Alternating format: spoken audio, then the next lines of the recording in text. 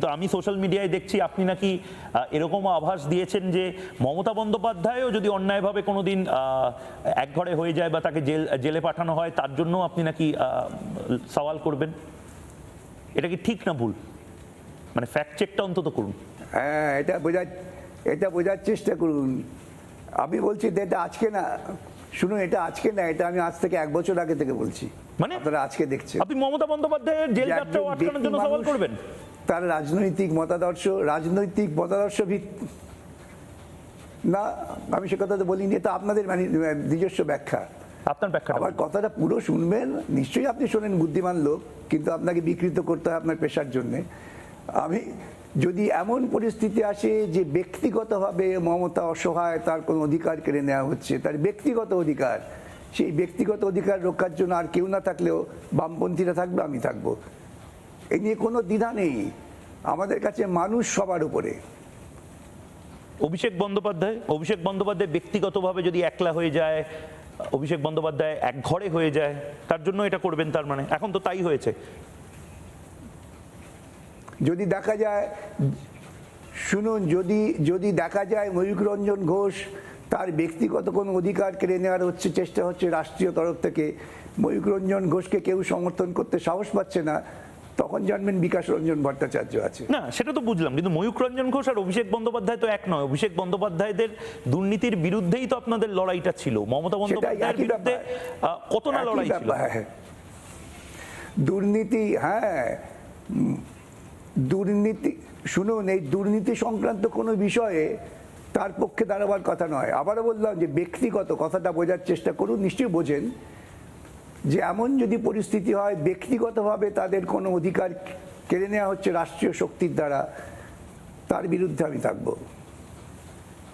এই মুহূর্তে যে পরিমাণ দুর্নীতির খবর চারপাশে আমরা দেখতে পাচ্ছি, মানে ফাইল চোর গান বিখ্যাত হয়ে গেছে, তারপরে মমতা বন্দ্যোপাধ্যায়ের বিরুদ্ধে দুর্নীতি শুনুন, দুর্নীতির বিরুদ্ধে বলুন বিকাশ দা।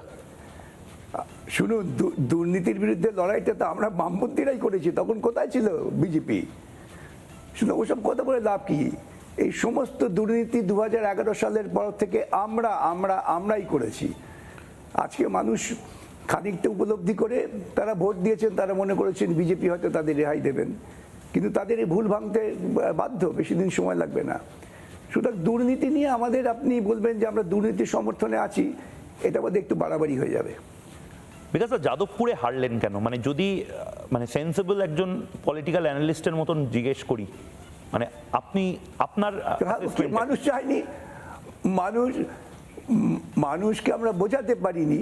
না, মানুষ কি ওখানে তো বেশিরভাগ সিপিআইএম দলই, সিপিআই যাদবপুরে একসময় যৌথ ক্যাম্পেইন হয়েছিল।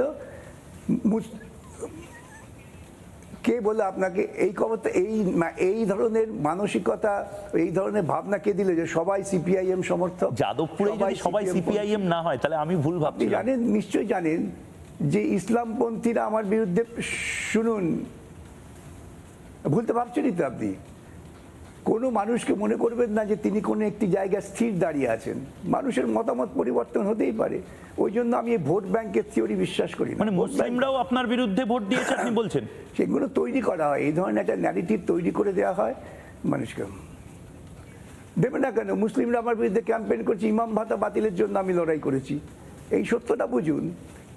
আর হিন্দুরা লড়াই করেছে কি, যে একজন মানুষকে পিটিয়ে মারা হয়েছিল, তার প্রতিবাদে গরুর মাংস আমি খেয়েছি।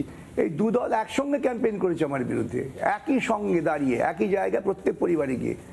ওকে ভোট দেবেন না, ইমাম ভাতা খেয়েছে, ওকে ভোট দেবেন না, গরুর মাংস খেয়েছে। এই তো মৌলবাদ, এই মৌলবাদের বিরুদ্ধেই তো আমার লড়াই। যাদবপুরে প্রায় 60% হিন্দু উদ্বাস্তুরা রয়েছে, রিফিউজিরা রয়েছে। আমি জানি না আপনি নিজে এদেশীয় না উদ্বাস্তু, কিন্তু তাদের পালিয়ে আসতে হয়েছিল বিকাশ দা শুধুমাত্র নিজের ধর্ম বাঁচানো। বাবু, কিছু মনে করবেন না ব্যক্তিগত, শুনুন, আমি উদ্বাস্তু পরিবারের সন্তান। আপনি নিজে উদ্বাস্তু পরিবারের সন্তান। স্বজন আছেন যারা রাস্তায় দাঁড়িয়ে ফেরি করে তাদের জীবন যাপন করেন। ওইসব বক্তব্য আমাকে বলবেন না, বলছি তো, ওইসব বক্তব্য আমাকে বলবেন না, ওইসব সুরসুরি আমাকে দিয়ে লাভ নেই। না না, কি বলছেন? উদ্বাস্তু এখনো পরিবারের আমার সন্তান পরিবারের যখন, আত্মীয়স্বজনরা মানে আমার বাপ রাস্তায় ঠাকুরদাও করে, যেরকম ঢাকা থেকে চলে বাজারে এসেছিল, আলু বিক্রি করে। বাংলাদেশ থেকে আপনাদের পরিবারও নিশ্চয়ই চলে এসেছিল, কিসের জন্য চলে সেজন্য এসেছিল? আমি এই জানি কথাটা তো সবচেয়ে বড় ন্যারেটিভ সেই- হয়েছে এবারে। তারা শুনুন, তারা এসেছিলেন, আমি বলতে দিন, এইটা তো আমরা বুঝতে পারি না। আমরা চলে এসেছিলাম যে আমরা কোনো ধর্মীয় শাসনে থাকবো না, নতুন ভারতবর্ষ, একটা ধর্মনিরপেক্ষ ভারতবর্ষ, সেজন্যই চলে এসেছিলাম। আমরা এই জন্যে আসিনি যে ওখান থেকে আমাদেরকে খোঁচাচ্ছে। আমার এখনো বহু লোকজন ওখানে আছে, আমারও আত্মীয় স্বজন আছে। ধর্মীয় শাসন ছেড়ে ঘৃণা ভরে আমরা চলে এসেছিলাম একটি ধর্মনিরপেক্ষ রাষ্ট্রে। এই বোধটা অনেকের থাকে না। বিকাশ দা, আমি জাস্ট আপনাকে একটা জিনিস জানতে চাইছি যে ওপার বাংলাতে বা ওই সময় পূর্ব পাকিস্তানে আপনার পরিবারকে কেউ মানে থ্রেটের মধ্যে রাখেনি? মাইকের থেকে কেউ চিৎকার করে বলেনি যে এখান থেকে বেরিয়ে যাও বা ধর্মান্তরিত হও? আমার আপনার পরিবার তো এই কারণেই চলে এসেছে। আমরা কি এখানে কলকাতায় সস্তায় বাড়ি পাচ্ছিলাম? সে তো সর্বত্রই হয়। না না না না, আমার পরিবারের জন্য আসেনি, আপনার পরিবারের জন্য আসেনি। এটা জিজ্ঞাসা করুন বাপ ঠাকুরদাকে। তারা চলে এসেছিলেন যে আমরা ইসলাম লালিত দেশে থাকবো না, আমরা ধর্মনিরপেক্ষ শাসনে থাকবো, তাই চলে এসেছেন। আপনি কি, আমি জাস্ট একটা শেষ প্রশ্ন আপনাকে করছি, আপনি কি এখনো মনে করছেন? জিজ্ঞাসা করবেন বাপ ঠাকুরদাকে, তারা সেটাই বলবেন। না, আমার লাস্ট একটা প্রশ্ন আপনাকে, শেষ করুন। এই মুহূর্তে আপনি কি মনে করছেন যে 1% হলেও বামপন্থীদের চান্স আছে? যারা পশ্চিমবঙ্গে বামপন্থী হিসেবে কাজ করছে তারা তো টুকরে টুকরে গ্যাং হিসেবেও কাজ করছে বলে অনেকে বলছে। শেষ প্রশ্ন। হ্যাঁ, সে বলতে পারে। শুনুন, ভারতবর্ষের একমাত্র ভরসা হচ্ছে বামপন্থীরা, শুধু পশ্চিমবঙ্গ কেন, আজকে আপনি এটা সর্বত্র প্রচার করুন। আমি বলছি, ভারতবর্ষের মানুষকে যদি বাঁচতে হয় সুস্থ চিন্তায়, ধর্মনিরপেক্ষতার উপর দাঁড়িয়ে, বামপন্থীরাই একমাত্র আশ্রয়, অন্য কেউ নয়। বেশ, অনেক ধন্যবাদ বিকাশ রঞ্জন ভট্টাচার্য আমাদের সঙ্গে ছিলেন। নানা ধরনের কন্টেন্ট দেখার জন্য লাইক করুন, শেয়ার করুন আমাদের ফেসবুক পেজ, সাবস্ক্রাইব করুন আমাদের ইউটিউব চ্যানেল। পাশাপাশি অন্যান্য ব্রেকিং নিউজের জন্য অবশ্যই চোখ রাখুন রিপাবলিক বাংলায়।